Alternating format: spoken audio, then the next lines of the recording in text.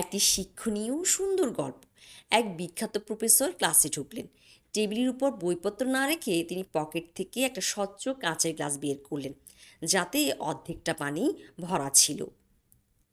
তিনি গ্লাসটি হাত থেকে উঁচিয়ে ধরে ছাত্রদের জিজ্ঞেস করলেন, তোমাদের কি মনে হয় এই গ্লাসটার ওজন কত হতে পারে? ছাত্ররা এক এক উত্তর দিতে লাগলো, 100 গ্রাম, 200 গ্রাম বা সর্বোচ্চ 250 গ্রাম। প্রফেসর হাসলেন। তিনি বললেন, আসলে এর সুনির্দিষ্ট ওজন কত সেটা বড় বিষয় না। আসল বিষয় হলো আমি এই গ্লাসটা কতক্ষণ ধরে রাখছি। সবাই একটু অবাক হয়ে প্রফেসরের দিকে তাকালো।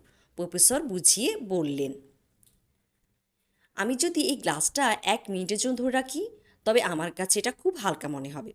যদি আমি এটা টানা 1 ঘন্টা ধরে রাখি, তবে আমার হাতটা একটু একটু করে ব্যথা করতে শুরু করবে। আর আমি যদি এটা সারাটা দিন এভাবে ধরে দাঁড়িয়ে থাকি, তবে আমার হাত অবশ হয়ে যাবে, প্রচণ্ড যন্ত্রণা হবে এবং শেষ পর্যন্ত আমি গ্লাসটা ধরে রাখতে না পেরে মাটিতে ফেলে দিতে বাধ্য হব।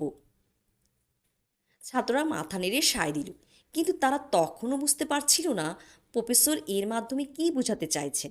প্রফেসর এবার আসল কথাটা বলল, আমাদের জীবনের চিন্তা এবং মানসিক চাপগুলো ঠিক এই পানির গ্লাসের মতো। জীবনে চলার পথে সমস্যা আসবেই, সেগুলোকে নিয়ে কিছুক্ষণ চিন্তা করা স্বাভাবিক, তাতে কোনো ক্ষতি নেই।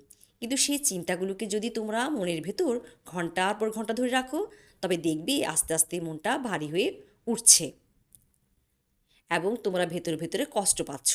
আর যদি সেই চিন্তাগুলোকে মন থেকে না নামিয়ে দিনরাত 24 ঘন্টা বয়ে বেড়াও, তবে তা তোমাদের মানসিক ও শারীরিকভাবে পঙ্গু করে দেবে। তোমরা নতুন কিছু করার শক্তি হারিয়ে ফেলবে। ক্লাসের সবাই সেদিন এক পরম শিক্ষা পেল। তারা বুঝলো দিন শেষে বিছানা ঘুমাতে যাওয়ার আগে মনের ভেতরের সব পানির গ্লাস টেবিলে নামিয়ে রাখা জরুরি। অর্থাৎ সারাদিনের সমস্ত দুশ্চিন্তা ঝেড়ে ফেলে মনকে হালকা করা প্রয়োজন। সমস্যা ও দুশ্চিন্তা জীবনের অংশ, কিন্তু তা মনের ভেতর জমিয়ে রেখে জীবনকে থামিয়ে দেওয়া বুদ্ধিমানের কাজ নয়।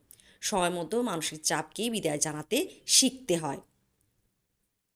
গল্পটি ভালো লাগলে একটা লাইক দিবেন, আর এমন শিক্ষণীয় সুন্দর গল্পগুলো শুনতে চ্যানেলটি সাবস্ক্রাইব করে পাশে থাকবেন।